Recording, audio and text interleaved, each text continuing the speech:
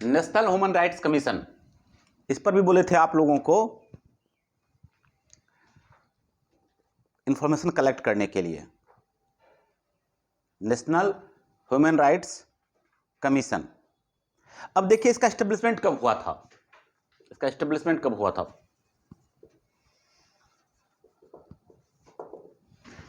इसका एस्टेब्लिशमेंट हुआ था आपको 1993 1993। It was established in 1993 under a legislation enacted by the parliament। यह भी आपका क्या है, स्टैट्यूटरी बॉडी है, पार्लियामेंट के द्वारा पास यह भी एक बॉडी है, जो कि protection of human rights act 1993, इस एक्ट के पास करने के बाद इसका एस्टेब्लिशमेंट हुआ था। इसी एक्ट के तहत इसका एस्टेब्लिशमेंट हुआ था।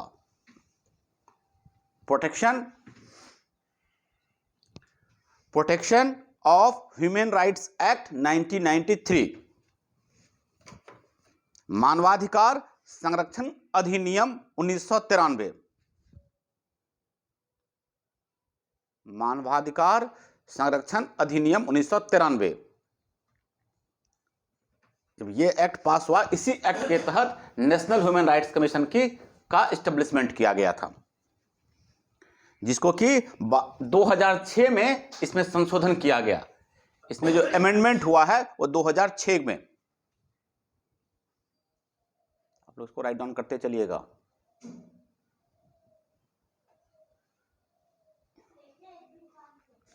टू 2006 में इसका अमेंडमेंट है। क्लियर? इन जनरल इसका ऑब्जेक्ट तो जानते ही हैं आप लोग, का उद्देश्य क्यों हुआ होगा। यह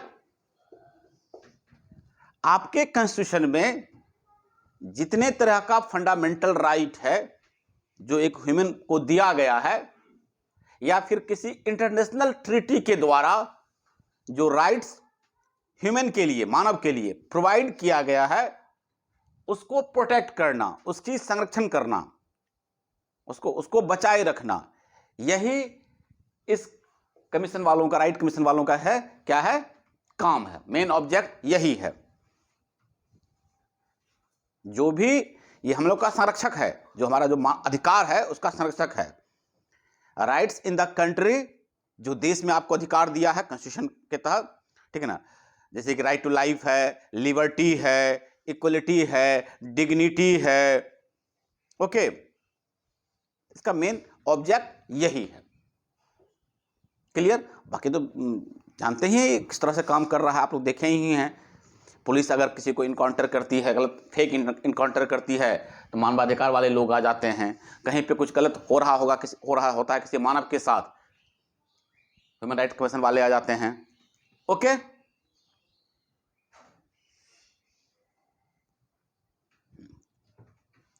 अब जो नेक्स्ट चीज है, इसका कंपोजिशन देखिए आप लोग, ये बनता के इसमें क्या कौन कौन लोग होते हैं, किस तरह से होता है इसका कंपोजिशन।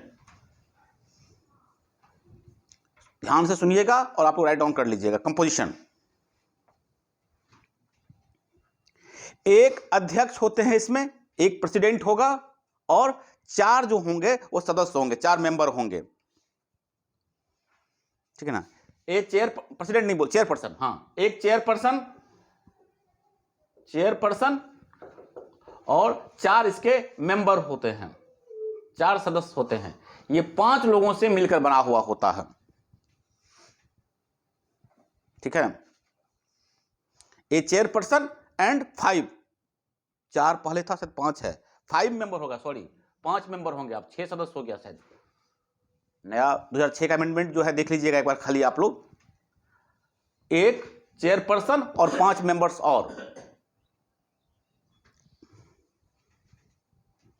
और ये चेयरपर्सन जो होंगे वह रिटायर्ड जज ऑफ सुप्रीम कोर्ट, ये ध्यान रखिएगा।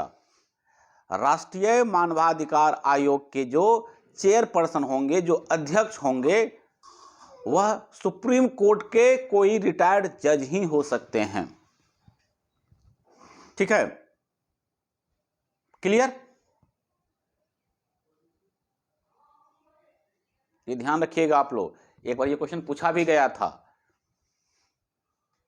सुप्रीम कोर्ट के जो रिटायर्ड जज होंगे वही इसके चेयरपर्सन होंगे। उसके बाद देखिए और कौन कौन लोग होंगे, कैसे कैसे होंगे।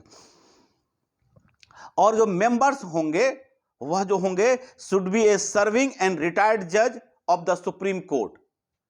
सुप्रीम कोर्ट के रिटायर्ड जज या फिर जो अभी सेवा में हैं, सर्विस में हैं, वो होंगे। उच्चतम न्यायालय में जो कार्यरत या अथवा सेवानिवृत्त कोई भी हो सकता है, वह क्या होंगे, इसके एक सदस्य होंगे। ठीक। दूसरा, ठीक है ना, a serving and retired chief justice of high court. Okay, ध्यान से सुनते जाइएगा। हाई कोर्ट के चीफ जस्टिस, चाहे वो रिटायर हो गए हैं या फिर अभी सेवा में ही हैं। एक चेयरपर्सन कौन हो गए, सुप्रीम कोर्ट के रिटायर्ड जज। एक सदस्य कौन होगा, सुप्रीम कोर्ट के रिटायर कोई जज या फिर जो सर्विंग जज हैं, जो अभी सेवा में हैं। दूसरा, हाई कोर्ट के रिटायर चीफ जस्टिस या फिर सेवा जो मतलब कि या फिर सर्विंग चीफ जस्टिस, दो हो गए। उसके बाद तीन जो होगा, दो लोग हो गए और तीन सदस्य और बच गया। तीन सदस्य जो होंगे वह उनके पास एक्सपीरियंस होल्डर हो सकते हैं, कोई भी ह्यूमन राइट्स के रिगार्डिंग, मानव अधिकार के रिगार्डिंग जो एक्सपीरियंस होंगे, जो इस फील्ड में काफी दिनों से काम कर रहे हैं, जिनको इन फील्ड का बहुत अच्छा नॉलेज होगा, वो होंगे। और इन तीन सदस्य में से एक सदस्य महिला होनी चाहिए। One should be women. एक सदस्य जो होनी चाहिए वह महिला होनी चाहिए। ओके, क्लियर, समझ गए। इसका जो कंपोजिशन है, एक चेयरपर्सन होंगे और 5 मेंबर्स और होंगे इसमें, यानी कि 6 लोगों की टीम होगी। या एक हो गए आपके चेयरपर्सन जो कि सुप्रीम कोर्ट के रिटायर्ड जज, ठीक है ना, सुप्रीम कोर्ट के सर्विंग या रिटायर्ड जज होंगे। ठीक। बाकी फिर जो एक सदस्य कौन होगा, एक सदस्य हाई कोर्ट के चीफ जस्टिस, चाहे वो सर्विंग हो चाहे रिटायर्ड हो, 2 लोग हो गए। और बाकी जो 3 लोग होंगे, इनमें से 5 में से एक हो गया, निकल गया। और बाकी जो लोग होंगे वह क्या होंगे, अपने क्षेत्र के, ठीक है ना, यानी कि ह्यूमन राइट्स के जो एक्सपीरियंस्ड लोग होंगे, जो उस फील्ड में काम कर चुके हैं, वो लोग होंगे। और उनमें से कम एक महिला होनी चाहिए।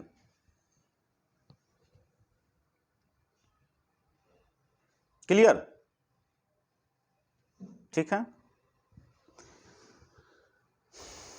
देख लीजिएगा इसको। इसके बाद कुछ फुल टाइम मेंबर्स होते हैं। 4 जो होंगे वो फुल टाइम मेंबर। ध्यान सुनिएगा, देख लीजिएगा इसको। अच्छा, नया वाला क्या है, नया वाला आप लोग देखिएगा 2006। मेरे पास इसका नया वर्जन है नहीं, हम तो निकाले थे, मेरे पास जो है वो पुराना वर्जन होगा। नया वाला देखिएगा। इन commission also has 7 ex officio. नया वाला में 7 फुल टाइम, 7 है, इसलिए बोले थे आप लोग तो देख लीजिएगा, नया वाला सर्च कर लीजिएगा आप लोग। The commission also has 7 ex officio members. अब वो कौन कौन होंगे, 7 सदस्य जो होंगे फुल टाइमर, वो कौन कौन होंगे, सुन लीजिएगा, इसमें ध्यान सुनिएगा। 7 और सदस्य जो होंगे वो कौन कौन होंगे। The chairperson of the national commission for minorities, यानी राष्ट्रीय अल्पसंख्यक आयोग के जो अध्यक्ष होंगे वो इसके मेंबर होंगे। National commission for SC, schedule caste के जो शेड्यूल कास्ट कमीशन जो होगा उसका अध्यक्ष। शेड्यूल ट्राइब के जो अध्यक्ष होंगे ये सब कमेटी पढ़ा चुके हैं आप लोगों को, SC committee, schedule tribe committee, ये सब पढ़ा चुके हैं ना आप लोगों को। तो उसके जो चेयरपर्सन होंगे वह इसके सदस्य होंगे।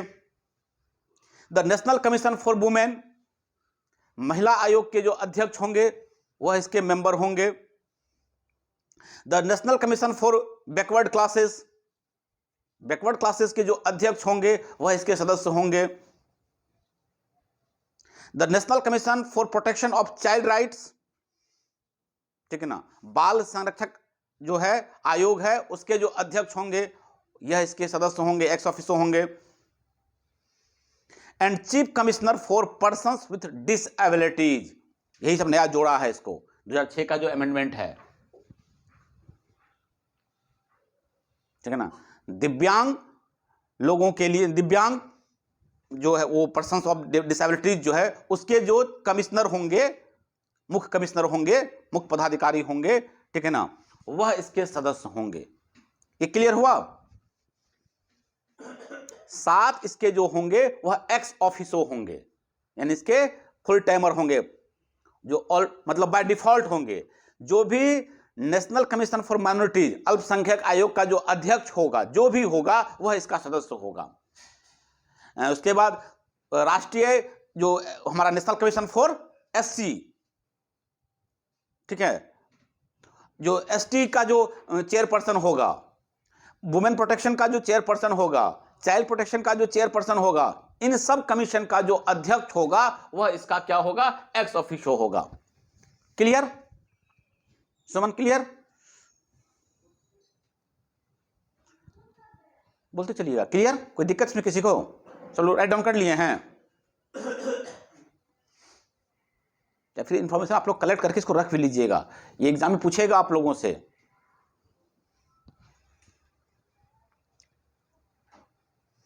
निशा क्लियर? अब देखिए, ये तो इसके हो, क्या हुआ?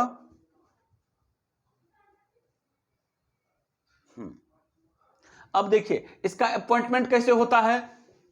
ये लोग जो चेयरपर्सन का अपॉइंटमेंट होना है या मेंबर्स का जो अपॉइंटमेंट होना है वो, बाकी तो ये एक्स ऑफिसो है, बाय डिफॉल्ट है। अभी जो बताए 7 सदस्य जो बताए वो बाय डिफॉल्ट है, जो भी उसका अध्यक्ष होगा इसका सदस्य होगा। बाकी जो इसके जो चेयरपर्सन है या मेंबर्स हैं इनका अपॉइंटमेंट कैसे होता है, अपॉइंटेड बाय द प्रेसिडेंट, राष्ट्रपति जो है इनकी नियुक्ति करेंगे, on the recommendation of 6 members committee. 6 लोगों की एक कमिटी होती है, वह कमिटी जिनके नाम का रिकमेंडेशन करेंगे, ठीक ना, उन कमिटी के द्वारा जिनका रिकमेंडेशन किया जाएगा उसको जो उसी को अपॉइंटमेंट करेंगे कौन, हमारे प्रेसिडेंट साहब। उनका अपॉइंटमेंट हमारे प्रेसिडेंट के द्वारा होगा। अब देखो ये जो 6 सदस्य का कमिटी है उस कमिटी में कौन कौन लोग होते हैं, जो हमारा ये 6 कमेटी बना है जो रिकमेंडेशन देता है वो, उसमें कौन कौन लोग होंगे तो सुनिएगा आप लोग। प्राइम मिनिस्टर, आपके देश का, हमारे देश का जो प्रधानमंत्री होगा वह क्या होगा, इस कमेटी का सदस्य हो गया। उसके बाद स्पीकर ऑफ लोकसभा, जो लोकसभा का स्पीकर होगा। राज्यसभा का जो डिप्टी चेयरमैन होगा, चेयरमैन नहीं डिप्टी चेयरमैन। चेयरमैन कौन होता है राज्यसभा का, बताइएगा। राज्यसभा का चेयरमैन कौन होता है, वही बोलिए जरा।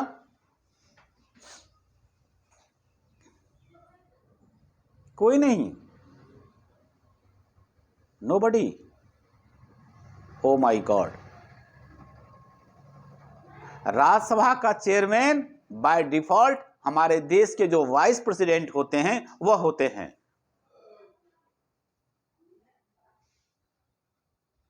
नहीं, से यस और नो।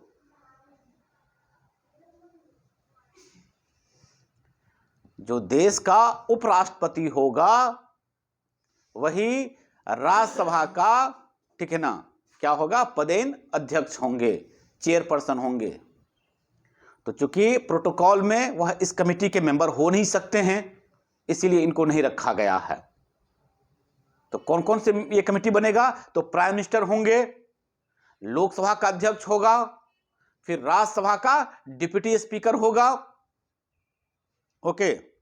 उसके बाद leaders of opposition, both the houses of parliament, दोनों सभा में, लोकसभा में जो अपोजिशन पार्टी का लीडर होगा और राज्यसभा में जो अपोजिशन पार्टी का लीडर होगा, ओके। और इसके बाद केंद्रीय गृह मंत्री, सेंट्रल होम मिनिस्टर। हो गया, 6 सदस्य हो गए, बोलिएगा 6 सदस्य हो गए ना। पहला प्राइम मिनिस्टर, दूसरा लोकसभा का अध्यक्ष, तीसरा राज्यसभा का उपाध्यक्ष, अध्यक्ष नहीं, राज्यसभा का अध्यक्ष नहीं, राज्यसभा का उपाध्यक्ष, deputy speaker, deputy chairman, sorry, 3 हो गए। उसके बाद दोनों सभा में, लोकसभा में भी और राज्यसभा में जो विपक्ष का नेता होगा, तो 3 2 5 हो गए। और एक हमारा जो होम मिनिस्टर, देश का केंद्रीय गृह मंत्री, ये 6 सदस्य की एक कमेटी होगी। ये कमेटी जिनके नाम का रिकमेंडेशन करेंगे, उन्हीं को राष्ट्रीय मानवाधिकार आयोग का चेयरपर्सन बनाया जाएगा और सदस्य की नियुक्ति की जाएगी इन्हीं के द्वारा, ठीक है।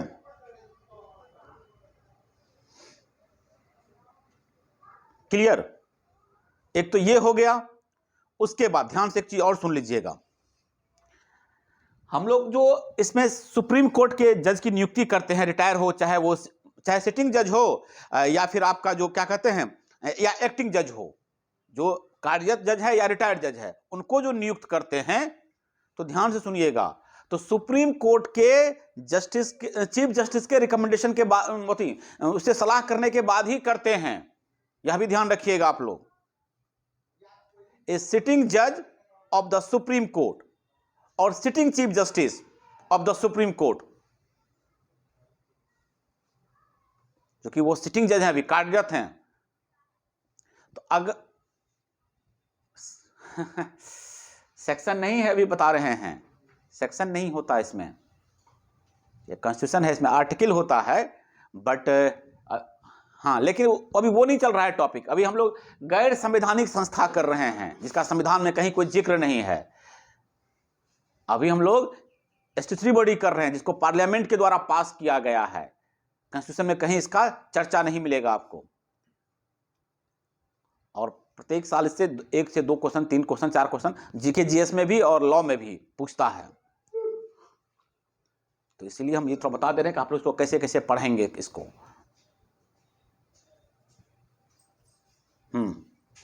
ठीक है। हाँ, तो हाँ, आवाज तो फुल है। हाँ, तो ये बोल रहे हैं कि सिटिंग जज, अगर सुप्रीम कोर्ट के सिटिंग जज को या फिर हाई कोर्ट के सिटिंग चीफ जस्टिस को अगर हमको अपॉइंट करना होता है, रिटायर है तो कोई बात ही नहीं, हो तो खत्म हो गए, लेकिन अगर सिटिंग जज हैं और उनका अपॉइंटमेंट करना, देख ही दिए थे कौन कौन लोग अपॉइंट होंगे इसमें, अगर उनका अपॉइंटमेंट करना है हमको, तो appointed only after consultation with the chief justice of India.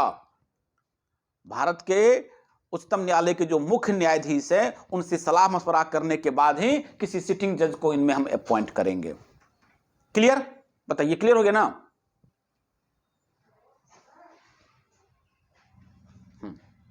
इसके बाद चेयरपर्सन को या किसी मेंबर को अगर हटाना है, मान लीजिए, तो यह भी अधिकार प्रेसिडेंट साहब के पास है।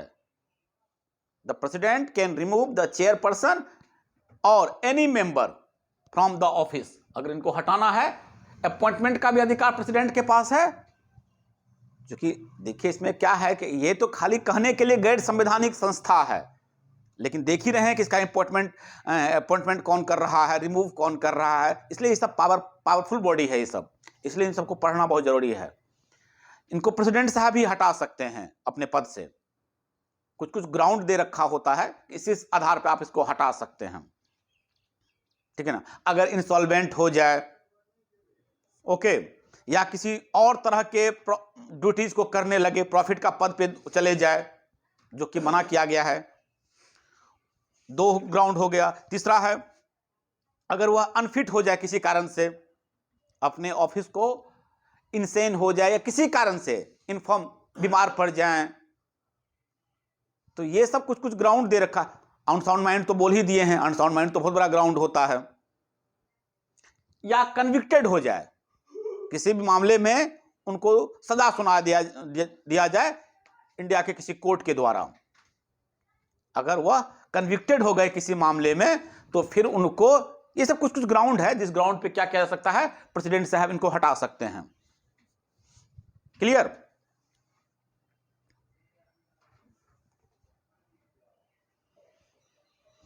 मिसबिहेवियर, अगर मिसबिहेवियर है तो भी उसको हटाया जा सकता है, अगर वह प्रूव्ड कर दिया जाए। लोग फिर मौका होता है, उसका अपना एक प्रोसीजर होता है। तो जनरली ये सब चीजें हैं, इसका अंदर प्रोसेस है।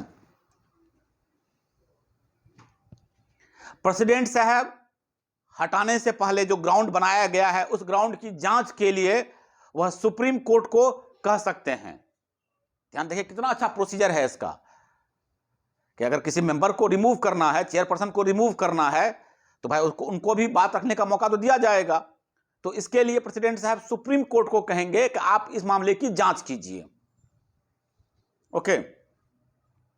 और अगर इंक्वायरी करने के बाद अगर सही लगेगा, ठीक है, तो उनको हटा दिया जा सकता है, हटा दिया जाएगा। अच्छा, फिर इन लोगों को जो सैलरी मिलता है, ये सैलरी कौन तय करेगा? सेंट्रल गवर्नमेंट तय करेगा। सैलरी, अलाउंस या कोई और कंडीशंस है, कुछ और इन लोगों को जो भी सेवा शर्त है इन लोगों का, उन सब मामले में जो डिसाइडिंग पावर है वह है सेंट्रल गवर्नमेंट को। क्लियर? कितना अच्छा इसका सारा एस्टेब्लिशमेंट वगैरह सब है, इसका प्रोसीजर है। इसलिए आप लोग देखते होंगे नेशनल ह्यूमन राइट्स कमीशन जो है बहुत पावरफुल है। वैसे इसको सजा देने का अधिकार तो नहीं है, ठीक है, एक सलाहकारी संस्था है, सलाह देती है केवल यह, लेकिन फिर भी इतने बड़े बड़े लोग इनमें इन्वॉल्व होते हैं कि ये थोड़ा पावरफुल लगता है। यह नहीं इसका आप लोग फंक्शन पढ़ लेंगे, बोलते रहे कि सारा इंफॉर्मेशन जमा कर लीजिएगा, इसका मुख्य काम क्या क्या है। एक दो काम हम बता ही देते हैं। To inquire into any violation of human rights और negligence in the prevention of such violation by a public servant either suo motu on the petition presented to और on the order of a court. अगर किसी जगह कहीं भी अगर human rights का हनन हुआ है, मानव को जो अधिकार दिया है, चाहे वो कॉन्स्टिट्यूशन के द्वारा हो या नेशनल ट्रीटी के द्वारा हो, ठीक है ना, उनके द्वारा जो अधिकार का अगर कोई हनन किया गया है किसी भी पब्लिक सर्वेंट के द्वारा या उस तरह के अथॉरिटी के द्वारा, तो यह सुमोटो भी कर सकता है, स्वतः संज्ञान भी ले सकता है और कंप्लेन पर भी क्या कर सकता है, उसकी जांच कर सकता है। ठीक। To intervene in any proceedings involving allegation of violation of human rights pending before a court।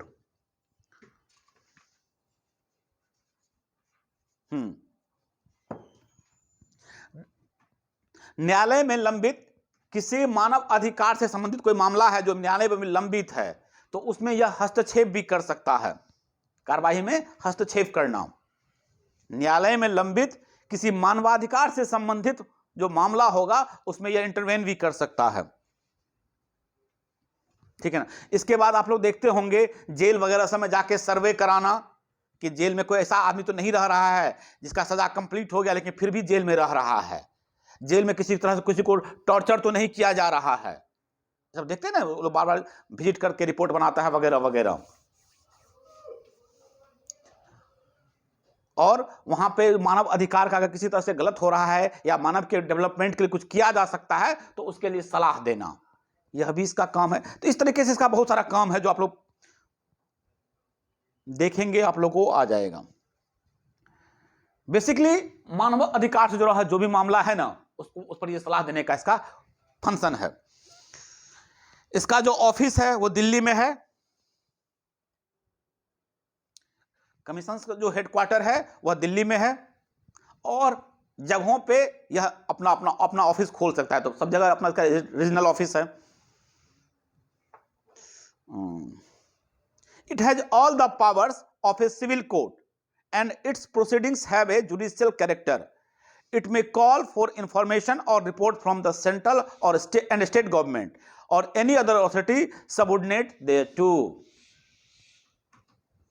ये अपना जो प्रोसीडिंग्स करता है, तो प्रोसीडिंग्स करने के समय में यह क्या होता है, सिविल कोर्ट का अधिकार रखता है। किसी को समन भेज के बुला सकता है, उसकी इंक्वायरी कर सकता है,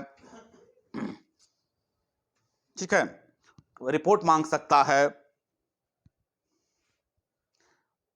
इसका अपना एक इंक्वायरी टीम होती है। इसका जो प्रोसीडिंग्स जब देखिएगा ना, पढ़िएगा ना इसको, तो बहुत, और देखे मूवी वगैरह में देखते भी होंगे, एक टीम पहुंची जांच के लिए। कौन सी मूवी थी, रजनीकांत की एक मूवी थी ना, जिसमें 2-3 टीम पहुंचा था, वो कमिश्नर जो था, जिसमें मूवी रजनीकांत कमिश्नर रहता है। कौन मूवी थी, आप लोग देखे हैं? इसकी अपनी एक इंडिपेंडेंट जांच टीम है। तो केंद्र सरकार को या राज्य सरकार को किसी चीज पर अगर जांच करवाना होता है, मानवाधिकार से लेकर, तो वो इस जांच टीम की मदद ले सकता है। ओके,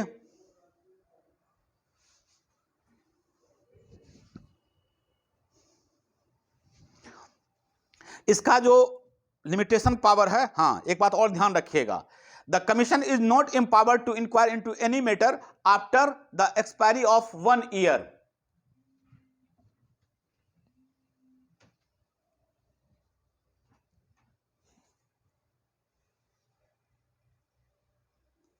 ठीक है, 1 साल, जिस घटना का 1 साल टाइम खत्म हो गया, 1 साल से ज्यादा गुजर गया है, उस घटना की यह जांच नहीं करेगा।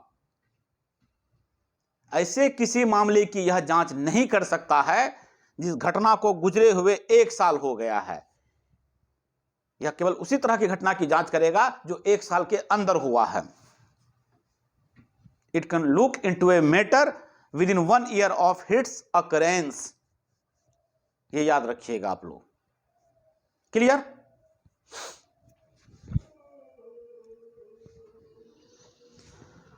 हाँ, इसका और क्या क्या चीज है आपको देखिएगा।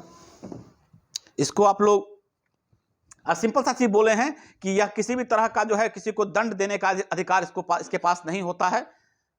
बस यह क्या कर सकता है, रिकमेंडेशन कर सकता है। किसी भी तरह का यह फाइनेंशियल, पीड़ित वगैरह सबको कोई पैसा वैसा नहीं दे सकता है। कोई फाइनेंशियल पावर नहीं होता है कि आप किसी पीड़ित को मुआवजा के रूप में इतना रुपया दे दीजिए वगैरह, ये सब इसके पास अधिकार नहीं होता है। ये सिंपल सा है कि वायलेशन पर यह उसकी जांच करेगा, जो भी रिपोर्ट होगा रिपोर्ट बनाएगा और संबंधित विभाग को भेज देगा। बाकी फिर भी अपना विभाग देखिए उस तरह से। तो यही इसका जनरली क्या है, काम है। क्लियर? ये कुछ कुछ जगहों पे अच्छा काम किया है जो आप लोग को पता भी होगा। पहले बॉन्डेड लेबर था, बंधुआ मजदूर, सुने बंधुआ मजदूर, abolition of bonded labour, mental hospital Ranchi, Agra, Gwalior, इस सब का जो वहां पे जो फंक्शनिंग काम हो रहा है, इन्हीं सब के सहयोग से हुआ है। इनका जो करंट काम है, ठीक है। Government protective home women Agra में खोला गया।